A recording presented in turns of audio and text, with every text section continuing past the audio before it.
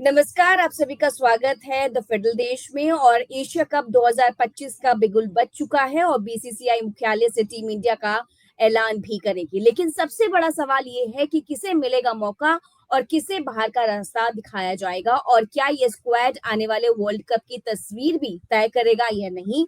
इन सभी सवालों पर हम बात करेंगे हमारे सहयोगी शेखर वर्मा से। शेखर, आपका इस शो में स्वागत है। लेकिन जो मेरा सबसे पहला सवाल ये है कि शेखर, क्या एशिया कप 2025 के लिए टीम इंडिया का जो चयन है वो सिर्फ फॉर्म पर ही होगा, या फिर पुराने रिकॉर्ड और अनुभव को भी ये एक अहम जो रोल दिया जाएगा या तवज्जो दी जाएगी?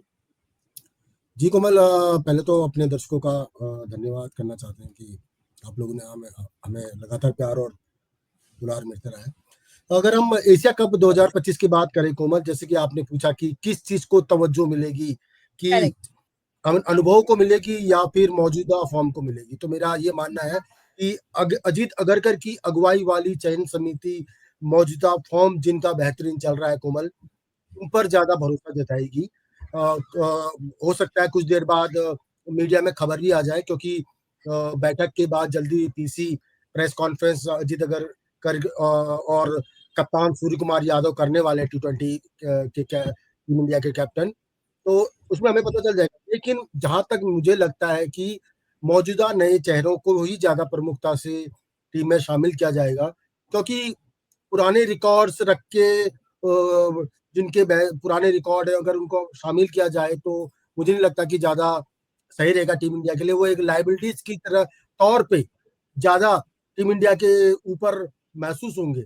इसलिए मुझे लगता है कि अगर मौजूदा फॉर्म को देखते हुए टीम इंडिया का चयन किया जाए आगामी 2025 में एशिया कप के लिए, तो वो ज्यादा बेहतरीन रहेगा। और मुझे लग रहा है कि सूर्य कुमार यादव और अजीत अगरकर इस चीज को इस पर जरूर कंसीडर करेंगे।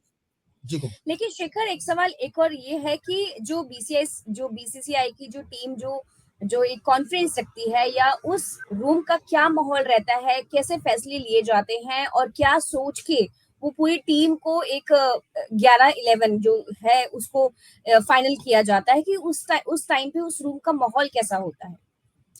बिल्कुल बहुत टेंस वाला होता है, क्योंकि कोमल डेफिनेटली हर किसी की विचारधारा एक दूसरे से मैच नहीं करती है।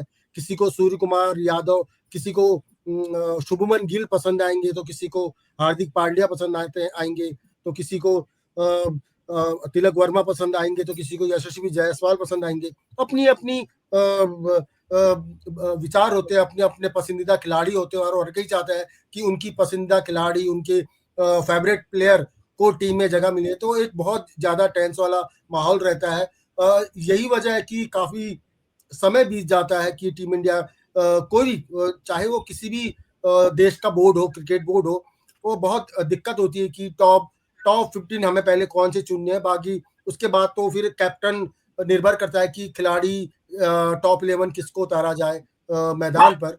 लेकिन लेकिन ये जो 15 खिलाड़ियों का जो चयन किया जाता है कोमल, बड़ी काफी गहमा गहमी रहती है सारे सेलेक्टर्स के बीच में। कैप्टन क्योंकि कैप्टन की अपनी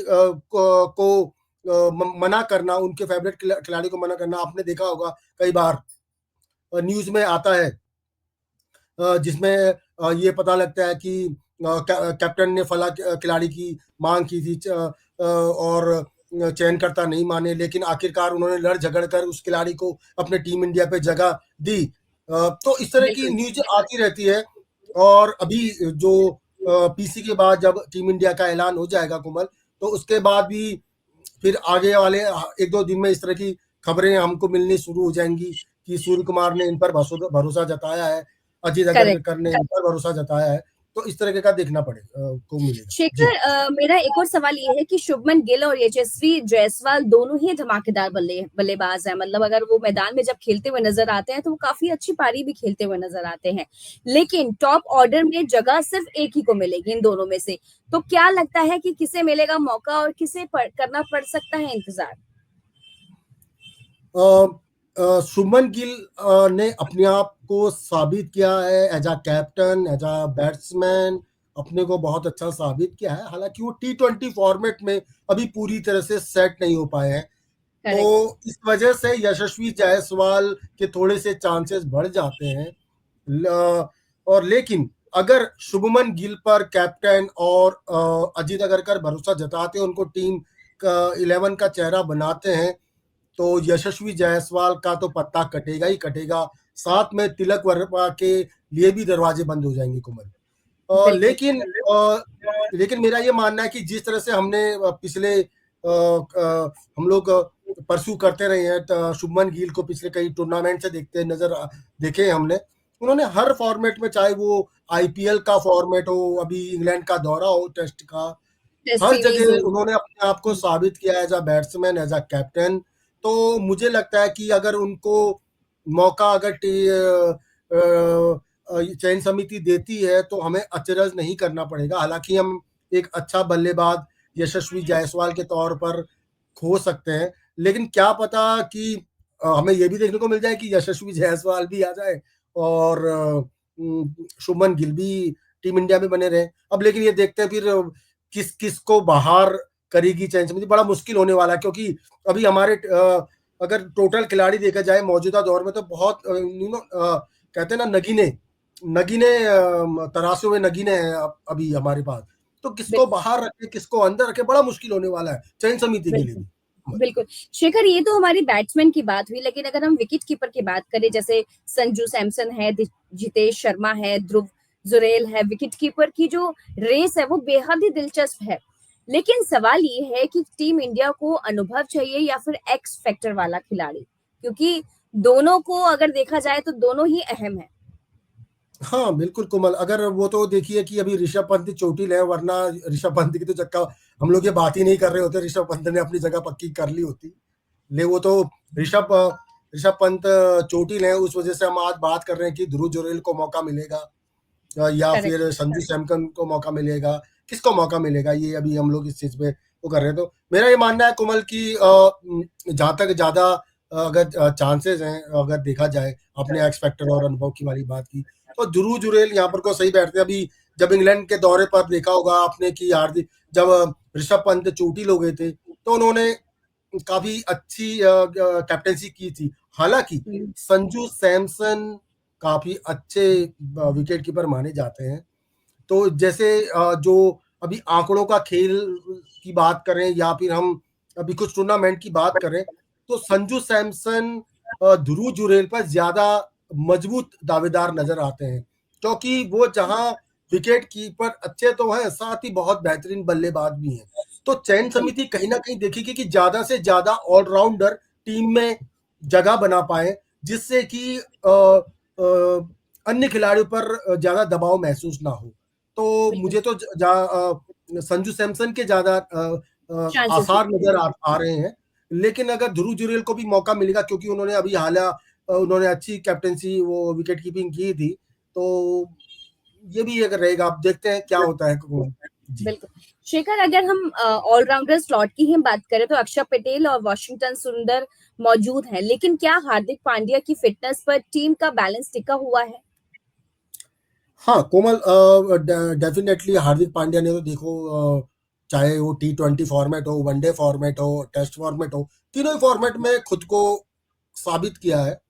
एक बहुत मुश्किल हालात से निकल कर उन्होंने जिस तरह से वापसी की उन्होंने, और हम्म। चाहे वो फिर बॉलिंग से कमाल दिखाना हो या फिर बल्लेबाजी से कमाल दिखाना हो, सब जगह से उन्होंने कमाल दिखाए और बहुत ही अच्छा खेल का मुजाहरा उन्होंने प्रदर्शन मैदान पर किया। तो हार्दिक पांड्या की, हाँ, हालांकि उनकी जो चोट होने की जो दिक्कत है, चोटिल होने की परेशानी है, वो एक मुश्किल हो सकता है टीम इंडिया के, लेकिन फिर भी देखा जाए तो कोमल, शिवम दुबे, अक्षर पटेल, वॉशिंगटन सुंदर, वॉशिंगटन सुंदर अगर रखा जाएगा उनको एज अ बैकअप के तौर पे बताया जा रहा है, जिस तरह की बैकअप के तौर पे, लेकिन हमारे पास ऑलराउंडर्स की कमी नहीं है। अगर हार्दिक हम्म। पांड्या की चोट दिक्कत बनती है चयन समिति के लिए, तो फिर भी उनके लिए रिप्लेस करने के लिए हमारे पास अक्षर पटेल, शिवम दुबे और वॉशिंगटन वॉशिंगटन सुंदर जैसे खिलाड़ी मौजूद हैं। जी बिल्कुल शेखर, वैसे तेज गेंदबाज की बात करें तो तेज गेंदबाजी में बुमराह और अर्शदीप तो पक्के हैं, लेकिन रिजर्व स्लॉट के लिए हर्षित राणा और आवेश खान और प्रसिद्ध कृष्णा में किसे चुनना सही माना जाएगा आपके हिसाब से? हाँ कोमल, जैसे बुमराह और अर्शदीप की बात की तो वो तो डेफिनेटली उनका तो अपना उन्होंने सही बना रखा है, उन्होंने उनका तो है टिका होना। लेकिन जैसे कि आपको कह रही कि अर्शदीप राणा, आवेश प्रसिद्ध कृष्णा, तो मुझे लग रहा है बिल्कुल। कि कोमल, अगर प्रसिद्ध कृष्णा के ज्यादा मुझे लगता है कि अभी चाहे हम आईपीएल के बाद से देखें, प्रसिद्ध कृष्णा ने बहुत अच्छी बॉलिंग की है, बेहतरीन बॉलिंग की है। तो अगर मैं चयन समिति में होता, हालांकि मैं और बॉलर्स को नजरअंदाज बिल्कुल भी नहीं कर रहा हूँ, लेकिन क्योंकि एक सीमित खिलाड़ियों को हमको रखना पड़ता है, तो कई दफा मुश्किल फैसले लेने पड़ते हैं। बिल्कुल। इसमें कई लोग खुश होते हैं और कई लोग नाराज भी होते हैं। फैंस को भी दिक्कत होती है, फैंस भी कहते हैं कि चयन समिति ने ये क्या फैसला कर लिया। हालांकि उनको चयन समिति, उनको सेलेक्टर्स की दिक्कतों का सब पता नहीं होता है कि किसको अंदर रखें, क्या रखें, क्योंकि बड़ा सोच समझ के फैसला लेना पड़ता है कोमल।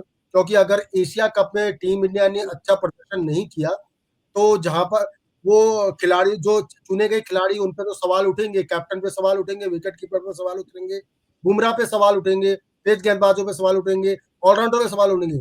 लेकिन कहीं ना कहीं चयन समिति पर भी सवाल उठेंगे कि बिल्कुल। आप उनको क्यों नहीं मौका दिया, इनको मौका क्यों क्यों दिया, जब क्यों हम्म। अच्छा कर रहे थे, बड़ा मुश्किल हो जाता है।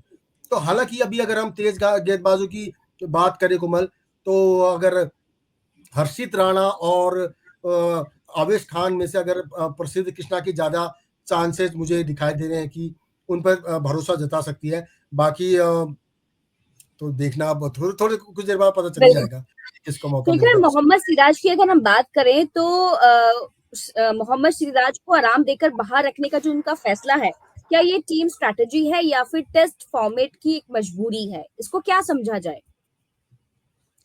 अ, कोमल, हो सकता है कि अब एशिया कप के बाद भी शायद कुछ उनके जहन में होगा सेलेक्टर्स के, कि या सचमुच में हो सकता है कि उनको मसल्स में उनको कोई दिक्कत हो, या क्योंकि करेक्ट। जो तेज गेंदबाज होते हैं कोमल, सबसे ज्यादा जल्दी चोटिल तेज गेंदबाज होते हैं। उनको बिल्कुल। काफी दूर से फास्ट रन लेके आना पड़ता है और काफी तेजी से गेंद फेंकनी पड़ती है। कई दफा उल्टा बॉल उनको चोटिल कर सकती है।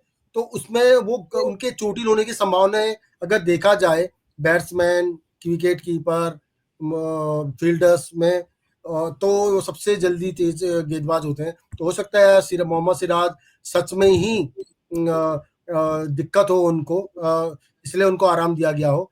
लेकिन कहीं ना कहीं ये भी हो सकता है कि कोमल, कि उनको मौका इसलिए भी नहीं दिया जा रहा होगा कि शायद कुछ कुछ ना कुछ जहन में हो। क्योंकि मुझे नहीं लगता, अभी अभी जो इंग्लैंड के साथ टेस्ट सीरीज हुई थी हमारी 5 मैचों की, आपने देखा था कि जो हमारा आखिरी मैच था वो कैसे जबड़े से, इंग्लैंड के जबड़े से खींच के लाए थे, करता हुआ उसमें मोहम्मद नजर आया था सिराज का जी। बहुत ज्यादा रोल था।